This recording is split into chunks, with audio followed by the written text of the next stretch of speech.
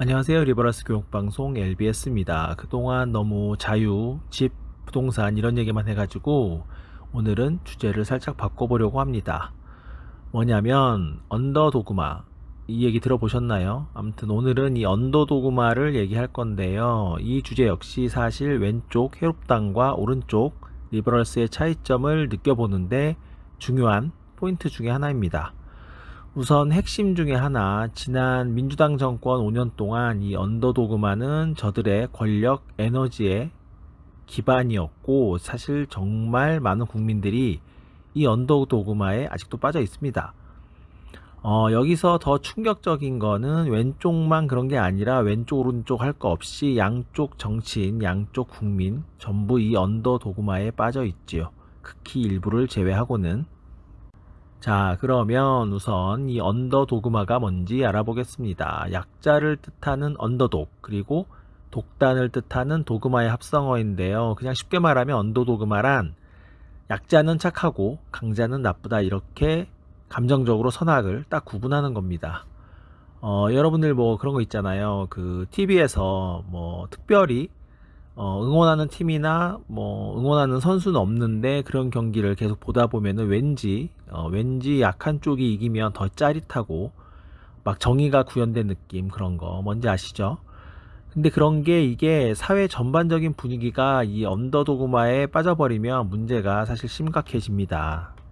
그래서 오늘은 언더도그마의 그 첫 번째로 장애인 문제입니다. 참고로 그 전장연, 그러니까 전국 장애인 차별 철폐연대, 이들의 배후 세력이 뭔지, 그리고 이와 관련된 탈시설화 이런 이슈, 이런 거는 일단 잠시 접고 언더도그마 그 자체로만 한번 살펴보겠습니다. 지난 3월 윤석열 정부 출범 직후 장애인 단체가 지하철을 단체로 점거하는 사건이 있었습니다. 이 사진에서 보듯 보시죠. 장애인들이 휠체어에서 내려와 지하철 문을 그냥 막아버렸습니다. 그래서 지하철 통근 시간대 수십만 서울 시민들이 정말 심각한 불편을 겪었죠. 자, 여러분들은 저 사진을 보고 어떤 생각을 하시나요? 물론 여러분들이 불쌍한 장애인들이 오죽하면 저러겠냐, 장애인들이 저러는 건 다 이유가 있어서다, 저 정도는 장애인들이니까 이해해 주자라고 생각하신다면 여러분들은 이미 언더도그마에 세뇌되신 겁니다. 물론 여러분들의 심성이 원래 선해서 착해서 그런 것도 분명히 있죠. 그런데 여러분, 한번 여기서 잘 생각해 보자고요. 냉정하게 잘 생각을 해야 합니다. 저렇게 지하철을 막는 건 분명히 불법입니다. 교통방해죄죠. 그리고 그 피해도 엄청납니다. 필요한 시간에 지하철을 이용하지 못한 수십만의 서울 시민이 전부 피해자였으니까요. 법률은 사람마다 다르게 적용되는 게 아니라 동일하게 적용이 돼야죠. 장애인이란 사정은 정상 참작은 될 수 있어도 원칙적으로 불법은 불법이에요. 지하철 문을 막으면 그 막은 사람들을 끌어내야죠. 그 사람들이 장애인이든 정상인이든. 근데 왜 못 끌어냅니까? 왜? 표 떨어지니까, 그리고 욕 먹으니까 못 끌어내잖아요. 그런데 이런 얘기를 이렇게 하면 와, 진짜 인성 나쁘네, 이런 말이 나올 수 있는데, 그런데 한번 보자고요, 여러분. 여러분이 아침에 출근을 하는데 무슨 시위가 있다고 해서 지하철이 몇 시간 동안 멈췄습니다. 그래서 그날 지각을 했고, 그런데 마침 그날 중요한 계약건이 있었는데 지각해서 다 날아갔습니다. 회사는 큰 타격을 입고 여러분들은 그 회사에서 잘렸습니다. 억울하게. 이 상황에서 여러분들은 그 지하철을 막은 사람들이 장애인이었다면 너그럽게 용서가 가능하고 모두 쉽게 받아들일 수 있나요? 일반인이었으면 막 화가 나고 지하철을 막은 게 장애인이었으면 막 용서가 팍팍 됩니까?